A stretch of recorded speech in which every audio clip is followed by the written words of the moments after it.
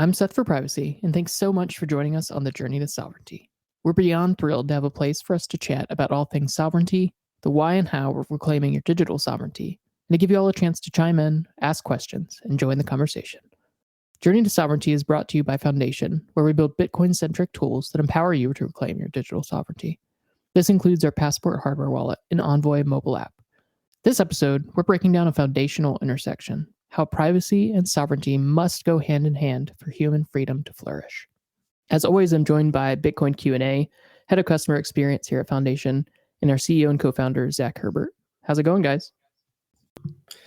It's going very well, Seth. Thank you very much. Pleasure to be back on for week 2 of our spaces. Looking forward to the conversation. Yeah, going great. Thanks, Seth. Yeah, really looking forward to this topic. We hinted a lot about this intersection between privacy and sovereignty on the last Journey to Sovereignty, where we kind of outlined what sovereignty is, why it's important, what we value about it. But this week, I really wanted to dive more into the privacy side of things, and obviously that's a key focus for me. I mean, it's in my NIM that I go by, Seth for Privacy. So I'm excited to jump into that today. And really, before we dive too far in, I want to set the stage for what privacy is all about. And I want to hear kind of what your guys' thoughts are on what privacy is and why it's important to you. Yeah, I guess I can kick it off. When I first got into the Bitcoin space, I wasn't as much of a privacy advocate as I am now. It's kind of something that's grown with me as I've fallen down the Bitcoin rabbit hole. But in terms of privacy, one of the short quotes, and I forget who coined the term now, so hopefully one of you guys can save me here, but that sums up what privacy is about having the ability to selectively reveal yourself to others or to the world as you see fit. So it's privacy for me is just about having that ability or that autonomy to choose what parts of yourself that you share with the rest of the world. So that could be anything from your first name, it could be your address, it could be your preferences, could be anything to do with your life. Having privacy around those pieces of information, who and how, when and where you share those pieces of information, and who with, is what privacy is to me. And that is something that wasn't like I say important to me as I first joined the Bitcoin space. It was the people that sort of helped me and guided me down the rabbit hole that kind of woke me up for the need to focus a little bit more on privacy and why it is important, and the implications of not having some privacy for any aspect of your life, what the implications of that could be. And I'm sure we'll be diving further into that later. Completely agree. I think we went through a similar journey in Q&A where I did not know too much or care too much about privacy until I started going down the Bitcoin rabbit hole and inundating myself with all the different Bitcoin podcasts and Twitter and content over the years. And I think where privacy makes a lot of sense for people, where I think everyone understands right away, is when you talk about like your financial privacy, which when we talk about things like Bitcoin, it's just so clear.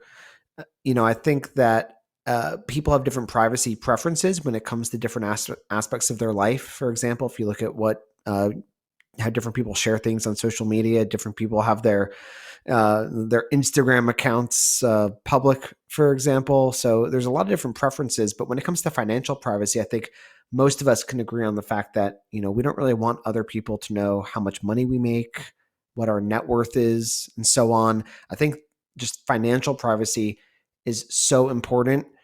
And I think for me, that was a starting point where as soon as I realized, wait a minute, we're using a public ledger for Bitcoin. What are the implications of that? What does privacy on Bitcoin actually look like? To me, it was like such a no-brainer to realize, like, I want my finances to be private. I don't want to reveal that to the world. And so I think that was a big starting point for me. Yeah, and I think I've gone over a good bit in the past kind of where I came from. But one of the things that's really stuck with me kind of in my journey towards privacy is a conversation that I had on my podcast way back when with someone who goes by Smuggler. And he talked about this concept of how privacy is really essential to being human. And he kind of pushed it past what I've always viewed as kind of the technical aspects and the financial privacy and these things of making sure that we have the ability to choose who knows what about us. But I love that he really clarified for me that the things that make us human, the things that make us unique, are ultimately the things that we choose who knows that information about us. I mean, if we have no secrets, if we have no things that are unique to us and that we haven't told every single person in the world, that we haven't blasted on social media, we ultimately are giving up our humanity in that sense. And so the ability to choose privacy, to choose to reveal information as we will, instead of someone else pushing surveillance on us or pushing to collect all of our data with or without our consent, that really does ultimately make us unique and give us this sense of individuation and individuality as humans, which I think is a really important, deeper concept that helps to drive home why privacy matters for me, and I think for non-technical people as well. And obviously, kind of how I got into the privacy world was actually coming in through Bitcoin, and then unfortunately didn't really learn about privacy from Bitcoiners that I was around then. It wasn't really too big of a focus in the circles that I was in or the podcasts I was listening to. But once I kind of got into the Monero community, obviously that's a very privacy focused community and one that focuses even more than just on financial privacy. And they really helped me to understand that financial privacy is vitally important, but it's also only one piece in the cog of having better personal privacy. So that was really kind of the start for me there. And when we talk about privacy being violated, when we talk about these different entities, organizations that are jumping in, we usually talk about like governments or corporations. But before we move on to this one, any quick things you want to add, Zach, or Q&A on the last question about what privacy is, why it's important to you, or what woke you up? Yeah, I mean, I think what you were saying just made me realize that each of us practices, I guess you could say, like we all have different images of ourselves.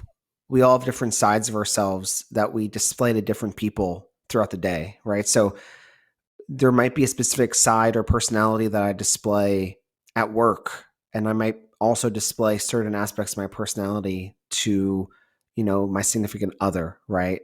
And so I think that the idea of privacy is the ability to selectively unveil, parts of ourselves. I think we're all doing that every single day based on the different people we're around, the different settings we're in. And so I think even people that don't really think they care much about privacy, they're constantly doing this every single day. And so I think it's so important to remember that. Yeah, and that's a reason why I've shifted away from trying to push back on these common tropes that people bring up of like, I don't have anything to hide. Like, no, I have nothing that I care about that much. Because when you actually talk to somebody and you actually get into how they live and how they approach day-to-day life, how they approach the world, everyone cares about privacy. You may not name it that, but like you said, the way that we choose to act around one group and another is ultimately leveraging privacy to be able to be who we want to be in those scenarios. And even just like you said, the work personal life dichotomy that most people live, or that many people live, is one where we are choosing privacy and we're choosing not to reveal personal things at work and not to reveal maybe work things in my personal life. And everyone has that in one sense or another. So it's definitely something where even when people think they don't care about privacy, or even say they don't care about privacy, ultimately they really all do.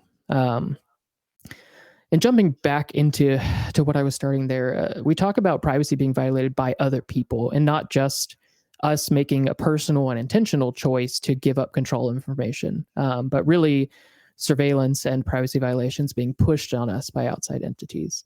But when we talk about that, who are we mostly worried about? Yeah, I think this is a really interesting question to dive into. The obvious and kind of default answer, I guess, would be, the big tech conglomerates. Most of the population are either entrenched within the Apple ecosystem or the Google ecosystem. They share all their files, their photos, Facebook messages, you name it. It's all been shared through one of these main sort of tech conglomerates. And clearly, most of these don't have a very good track record of respecting user privacy and dealing with that data in a sort of privacy preserving way, shall we say. But the interesting sort of thing to think about here is that the line between these large corporations and the government is becoming increasingly more blurry, and the sort of seeing where one stops and the other starts is getting more and more difficult as these two sort of entities grow closer together. And we've seen that with various different subpoenas and information requests, and you can see it from Bitcoin exchanges or conversations between Google and I don't know, any 3-letter agency that you can come up with, all sharing information back and forth and using dragnet surveillance in the form of apps that they've kind of entrenched slowly into our lives, for under the guise of making our lives easier. And arguably they probably do make a large proportion of the population's lives easier by being able to easily and quickly share and communicate and be social online, etc. But clearly that comes with massive privacy trade-offs. Sadly, most of which the population are somewhat asleep to. And again, I think we touched on this last time we recorded in the fact that most of the population either don't care that they're sharing this information with tech conglomerates and by proxy, the government essentially. And I think it's bestowed upon us, privacy preserving, sovereign seeking individuals like us and the people listening to this spaces to try and wake those people up to the need for why sharing this information with these large corporations might not be a good thing, especially in the long term. Yeah, and that crossover between corporations and governments is not one that hit home for me initially. When I first started thinking about personal privacy, I really was just focused on corporations and didn't really worry about what governments were doing. I think a lot of that kind of comes from the privilege of having grown up in a country that is relatively free in the US and not having to deal with an oppressive state or an oppressive government yet. But when you start to understand the Snowden revelations, when you start to understand the ways that governments wielded corporations as weapons throughout COVID, when you start to understand the suppression of free speech that governments were again applying through corporations by putting pressure on them to enforce censorship that they specifically wanted, it I think started to open up my eyes to how these groups are really working in tandem most of the time now. Sometimes that's because the corporations want to, sometimes it's not, and it's because the governments around them are able to pressure them into doing things that maybe they don't want to do to their customers, but are forced to. But we've seen time and time again that really, while we may be most worried about either corporations or governments, the two are working hand in hand more and more, and it's becoming more important that we understand that if we are giving up all of our data to corporations, but assuming that governments aren't getting access to that, I think we're going to be in for a painful wake-up call later on. So that's one of those areas where I think you have to fold more and more different entities like corporations and governments into your threat model, depending on where you're at and what specifically you're trying to protect. But the lines really are blurring over the past few years. Yeah, totally. And there's some recent examples of that. I think the most recent example is actually came to light in the last 24 hours with, the FBI not only, working so closely with Twitter, but it just came out that they were paying Twitter as well. I don't know if you guys saw that. But this was posted, I think, yesterday evening in one of the Twitter releases, which is crazy. So not only is Twitter just going around censoring whatever the FBI told them to, but they were being paid by the FBI for their time to do so. And then maybe another example, more on the financial side from the COVID times, was the trucker protest in Canada, where the Canadian government decided to put some individuals, freeze their financial assets, put them on essentially the list of accounts that need to be frozen. And banks complied, and credit card companies complied instantly with this from the government. I mean, maybe there was pushback on the back end. We don't necessarily know all the details, but it really does seem, as both of you are saying, that there's not much of a difference between corporations and government anymore.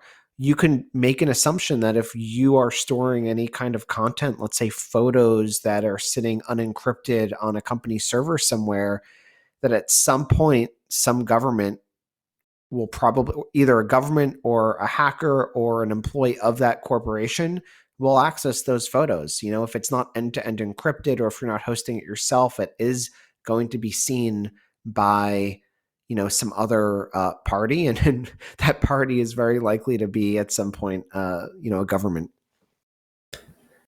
Yeah, just want to quickly chime in because you mentioned about the financial aspect of this sort of blurred lines. Something that is always a small worry in the back of my mind is that in the short time that Bitcoin's been around, it's not really had to operate in much of an adversarial environment. And by adversarial environment, I mean sort of coming under attack, direct attack by world governments. That day is inevitably looming closer. That could be in 1 year, it could be in 100 years. We don't know, but it's inevitably, if Bitcoin achieves its goals for true peer-to-peer electronic cash, then eventually governments are not going to like that. And the blurred lines between, let's just say I wouldn't say they're large corporations, but sort of Bitcoin companies with lists of Bitcoiners and how much Bitcoin they all own through the nature of KYC, which is unfortunately the way that most Bitcoiners are onboarded, is going to become a big weak spot for the blurred lines of, well, let's just say it's not even a blurred line, is it? When the government comes for Bitcoiners, they've already got a ready-made list of people of who they, should they choose to deem necessary, to go and pay a visit to, because they've got that big list of who owns what, when they bought it, exactly how much they've got. And that's quite a sobering thought for me in terms of tying it back to Bitcoin.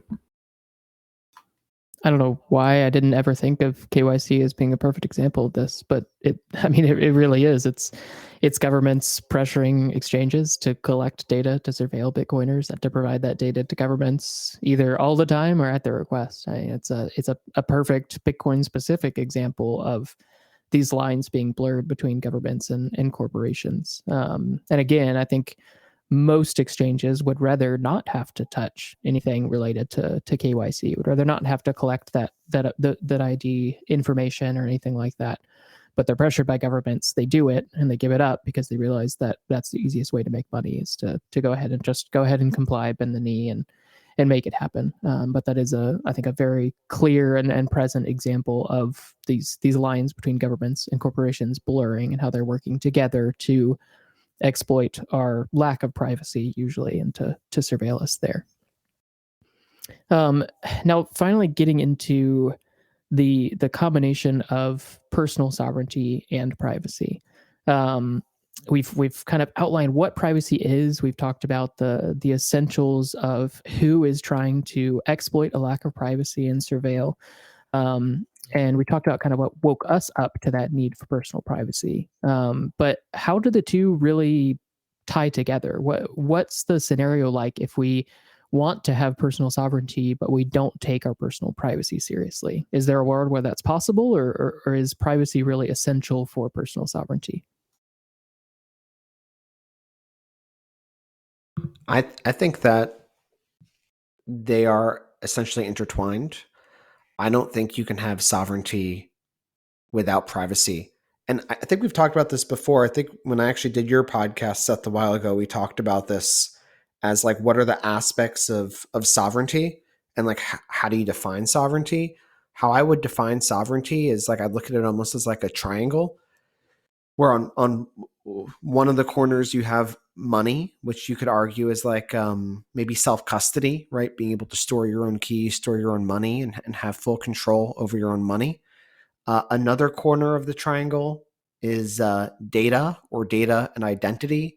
So whether that's like storing your data so only you can access it, an example of that would be end-to-end encryption, or even better, self-hosting your own infrastructure.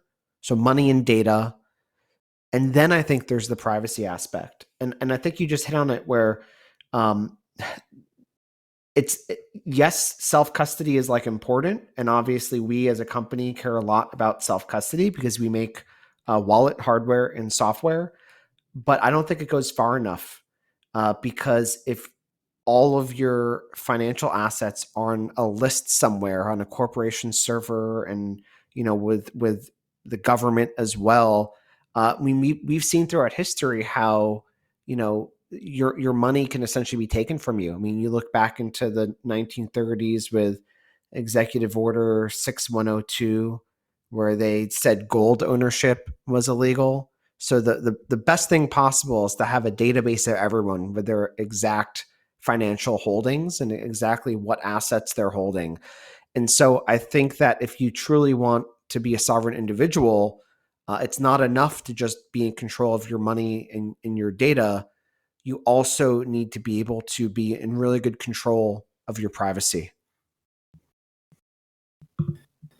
I think you absolutely nailed that, Zach. And something that I'm big on, especially internally when we're sort of talking about approaching new features or additions to Passport or Envoy, I always sort of harp on about taking a holistic approach and considering all of the basis points when we go through that process. And I think personal sovereignty is quite similar to that, where you use the analogy of the triangle. And I think to a certain degree, if you remove one of the corners of the triangle, yes, you could, to a certain extent, you can still have some personal sovereignty, but you very much leave yourself open to attack from whichever corner of that triangle that you've kind of the leg that's been kicked from under you, so to speak.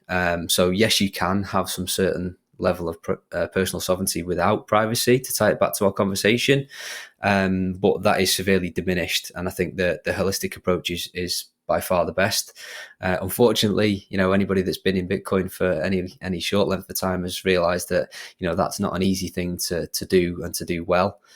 So hopefully with education pieces like this and easy to use Bitcoin tools like Passport and Envoy, that we can play our part and help people through that journey towards personal sovereignty. Yeah, I think you'll knock that one out of the park. I mean, the only thing I'd really harp on again is that you can have some sovereignty, but ultimately you leave yourself very vulnerable if you don't take personal privacy seriously, because you will have sovereignty until someone takes advantage of that gap, realizes they can collect data about you or surveil you, and then use that to pressure you to follow whatever they say. And that's one of the things I love about this idea of crypto anarchy, is that the idea is not that you're overthrowing the state or something like that, but that you're building tools and communities that allow you to exist within the state's framework, but make unjust laws and regulations, et cetera, unable to be enforced on you through the use of privacy, cryptography, things like Bitcoin, et cetera. And so it really is the way that you gain the fullest of personal sovereignty is by leveraging personal privacy in a powerful way there. And what about Bitcoin in the same way? I mean, can Bitcoin grant financial sovereignty if it's not used in a privacy preserving way? I mean, you touched on it a bit, Zach, in covering that just doing self-custody, even though that is really a vital first step to even using Bitcoin at all, because arguably you don't own or use Bitcoin if you don't actually hold the keys yourself. But can it grant financial sovereignty if you don't learn to use tools like CoinJoin, like Samurai Wallet, like Whirlpool? Yeah.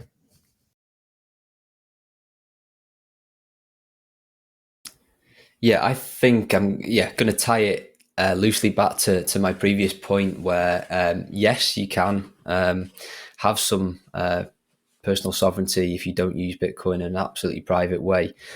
Self-custody is a prime example. Yes, you're sovereign in the fact that you're truly holding the keys to your savings or to your however you treat Bitcoin. But and by doing so, you make it significantly more difficult for somebody to take that wealth away from you. But if you were to kick away the corner of the triangle, let's say, and not buy Bitcoin in a privacy preserving way, let's say you do it through a KYC exchange, then unfortunately you are on that list that Zach was alluded to earlier, where the government could easily request that information and know, Zach bought 3 Bitcoin on the 20th of December at this price, and this is the address that he withdrew it to. So there's absolutely levels to all of this sort of stuff. And I think to, come back to the light a little bit and make sure that this doesn't all sound a little bit doom and gloom, I think sovereignty and privacy by proxy is a journey, and it's something that all of us, well, certainly us three, I know, would openly admit to say that we're not perfect at, and it's a journey that we're still heading on day by day. So it's something that I think it's not something that you should look to have perfect from day one. If you do, fantastic, I take my hat off to you. But I would say that most people don't do that, and they learn as they go. Don't let perfect be the enemy of the good, and to just slowly start to make steps towards your personal privacy, especially around Bitcoin, with that unfortunately super transparent ledger. Yeah, I love that you mentioned that privacy really is a journey in Bitcoin, and it's not something anyone should expect to just wake up tomorrow and have perfected every piece of it, because it is complex. It takes a bit of learning. It has a relatively steep learning curve, but it really does enhance the usability of Bitcoin. But you touched on it a little bit there. I think the low hanging fruit really is, if you can avoid KYC, if you can avoid giving over your ID and all your personal information when you get the Bitcoin that you have, you really escape the worst of the surveillance and the simplest surveillance that's available to exchanges, to corporations, and to governments. And so, if nothing else, that is really the first place to start, because it at least severs that clear tie between your ID and your Bitcoin addresses, your Bitcoin wallet, etc. But once we move past KYC, how do the two of you view the state of Bitcoin's privacy today and where it needs to be in the future? Yeah, I think it's interesting to segment almost KYC out into its own category, because I think we're all pretty familiar with the downsides of KYC, of which there are many, as we discussed. But I think what's not discussed often enough is the actual state of Bitcoin privacy for the different tools that we're already using today, like wallets, for example.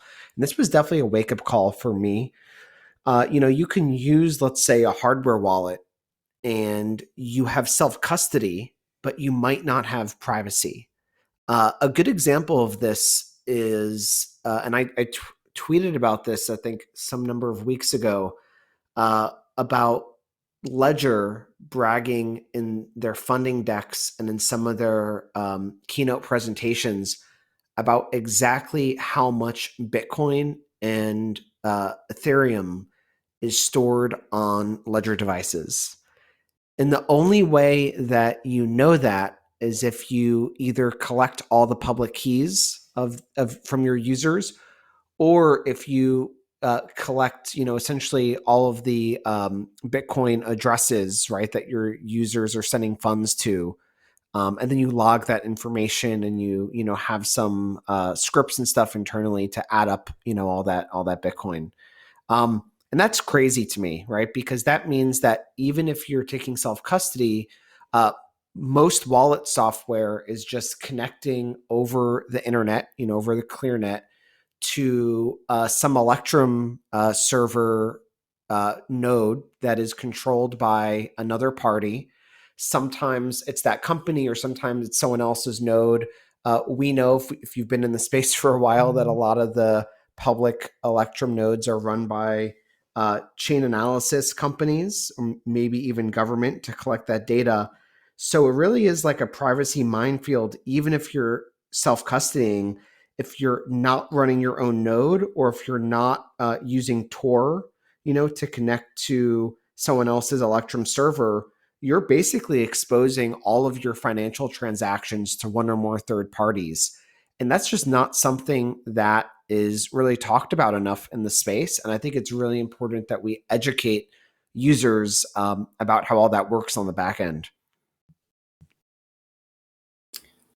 think that's an interesting point that you make about, the default way that most users unfortunately use Bitcoin is that they share their transactional information with a trusted third party, which bizarrely is not the way that they would use the fiat system. When if somebody gets paid from their fiat job, their employer has no idea where they spend their wages, and I see no reason why that should be the default within Bitcoin. Sadly, as you just touched on, Zach, with certain wallet setups that are quite commonly used, that is unfortunately the case, or is a possibility due to Bitcoin's transparent ledger, and the way that most of these wallets communicate direct back to a home node and share address information over the ClearNet. So, sad to see that that's still the norm today. But I will say that I am hopeful and sort of optimistic about the way that the Bitcoin privacy tooling is improving. That's almost exclusively coming from the wallet software space. We've seen Sparrow Wallet go from strength to strength in the last 18 months to 2 years to become the de facto desktop wallet option for most people that are getting recommended now, which is great to see. And Craig's done a fantastic job there, and it's my go-to desktop option. We've seen the Samurai guys continue to iterate and become the de facto mobile mixing client. And that's been echoed in the post-mix liquidity that's going from strength to strength, and is around about 6,200 Bitcoin currently locked in to the post-mix liquidity pool, which is not exactly chump change at the moment. So that just shows you that there is, both increasing UX improvements, both on desktop and on mobile, but also an increasing appetite from users as well that are leveraging these tools because they're improving. And you can see that in the hard numbers of metrics like the post-mix liquidity. Yeah, it's definitely, I think, like many things, there's a reason to be optimistic and pessimistic. But I do love that the wallet space, I think, really is hitting its stride, and we're seeing a lot of improvements towards better privacy. And I think the combination of that comes from both understanding that Bitcoin on chain, the defaults of layer one are not going to change. So we have to do everything at the app level. And so projects like Samurai Wallet, Sparrow Wallet, like what we're working on, it's really the area where we can improve Bitcoin privacy, and we can make it more approachable.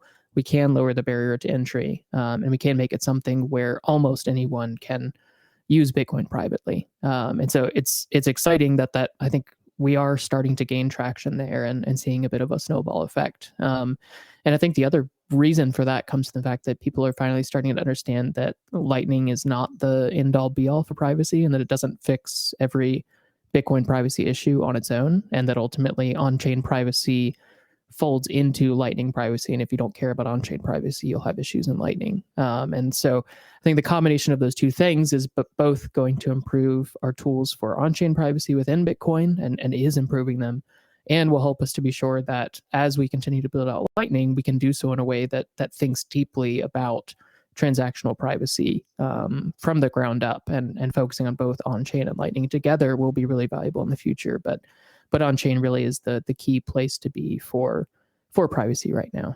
But why do you think that it's been such a struggle to get more projects and companies to focus on user privacy? I mean, it feels like for me that the last few years in the space, and it is starting to shift, but the last few years in the space, a lot of the focus and a lot of the usable tools for privacy on Bitcoin have really come out of Samurai Wallet and the community around Samurai Wallet, and not much else. But why do you think that there's been such a lack of focus on user privacy in the Bitcoin space up until now?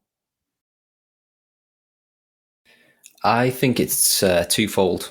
First of all, most people just don't care about privacy as much as they do about UX. As soon as you start adding privacy tools or privacy preserving networks like Tor into your Bitcoin wallet, you unfortunately unlock a whole host of UX hurdles and headaches as well, which undoubtedly hampers the user experience and makes the wallet more difficult to use. So most people are not technical. They don't have the time or the bandwidth to sit down and learn about what all these privacy tools do and how to use them. So they look for the easiest option, and people these days default to something like Blue Wallet, or they default to something like Moon Wallet just because it's easy to use, and I can completely understand that. So I think that's the first thing, and I think the other thing is that companies would rather dedicate their time or the developer efforts to aside from UX to making a sustainable business, and that it's quite difficult to do that with with a privacy tool. Clearly, Samurai and Sparrow buck the trend there, and it's plain to see that we're all big fans of the way that they've monetized, and long may that continue. But outside of that, companies have a much easier time making a wallet that sells some Bitcoin that they can take a haircut of to keep them sustainable. And, I don't judge people for that. Everybody wants to build a sustainable business at the end of the day. And most people most companies take the easier option and allow the users to do something like buy Bitcoin from within the app. They can take a fee and contribute to their own sustainable business model. I totally agree on the money side. If you're a wallet developer, it's just so much easier to plug something into your app to allow someone to buy Bitcoin than it is to figure out how to make money in maybe a more interesting way that also benefits the privacy of your users.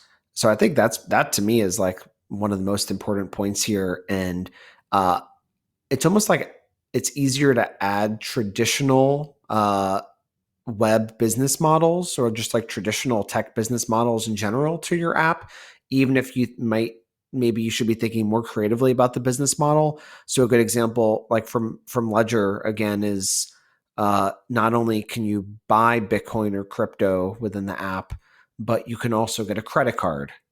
You can also, I think they're working on some insurance tool.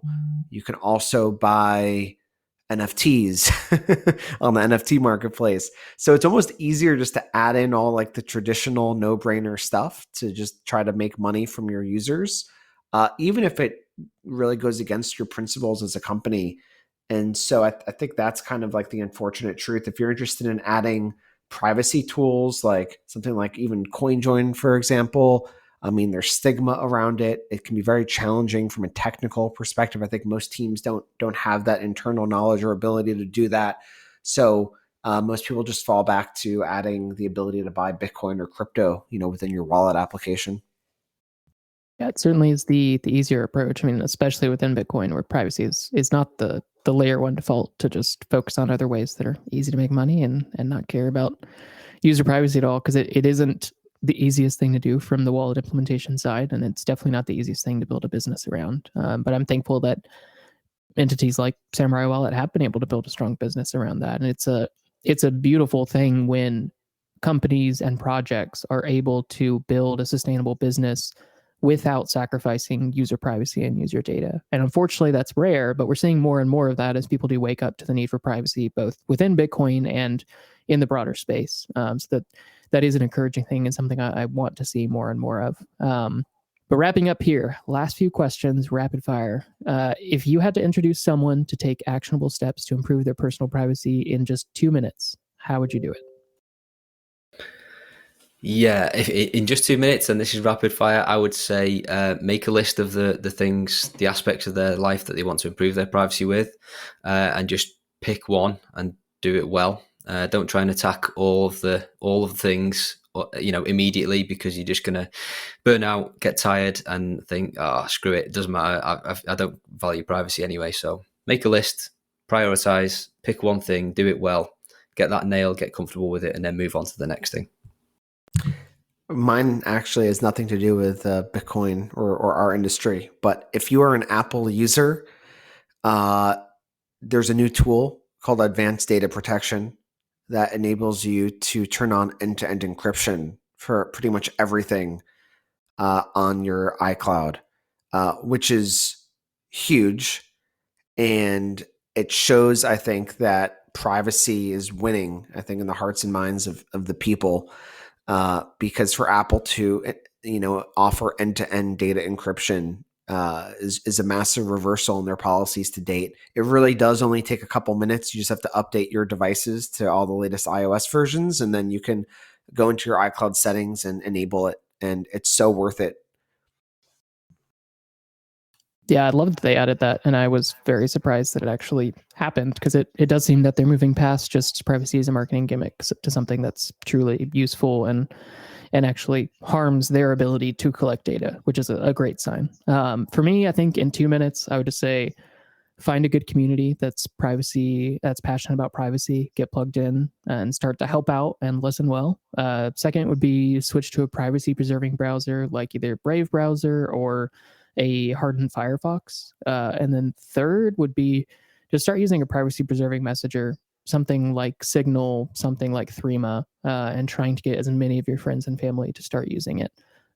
Signal has been the go-to for me because SMS is so big in the US here that it's pretty easy to convert people to just using Signal for everything. But with them removing that, I think I'll probably try to start switching to Threema more and more. Second, quick rapid fire question. How about with Bitcoin? If you wanted to walk someone through in 2 minutes actionable steps to improve their privacy, how would you approach that?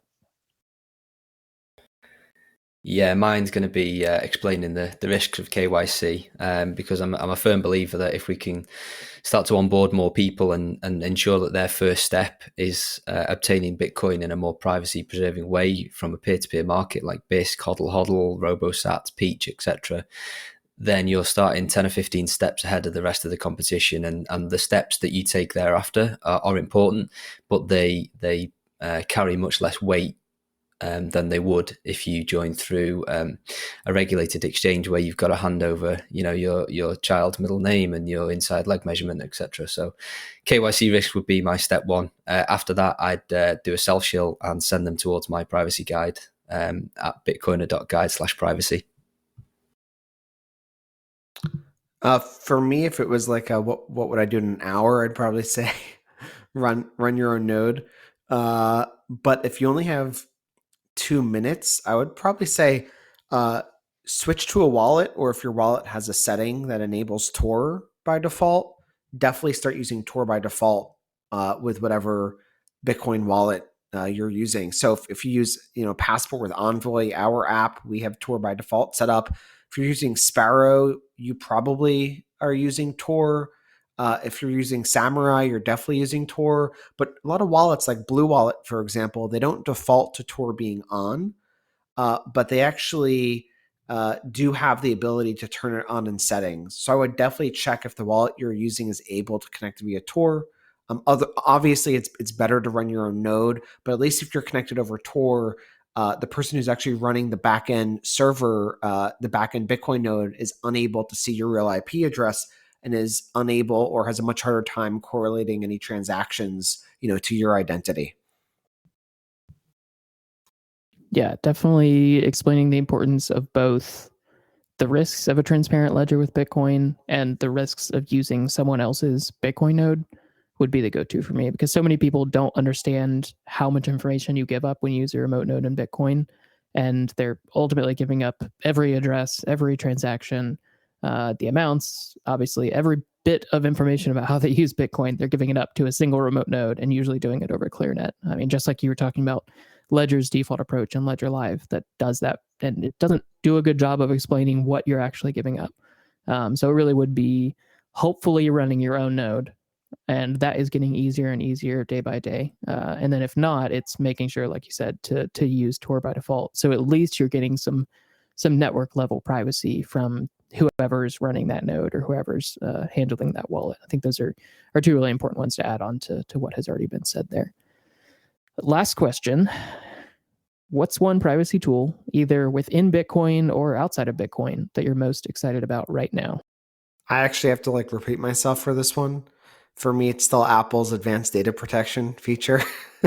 And I don't want to sound like I'm simping for Apple or something, but I think for the average person, it's massive. So seriously, turn it on if you don't already have it set up. If you have a hard time with it, I don't know, DM me on Twitter. I'll help you out. It's if you're an Apple user, it's the most important thing you could do right now to, radically improve your privacy.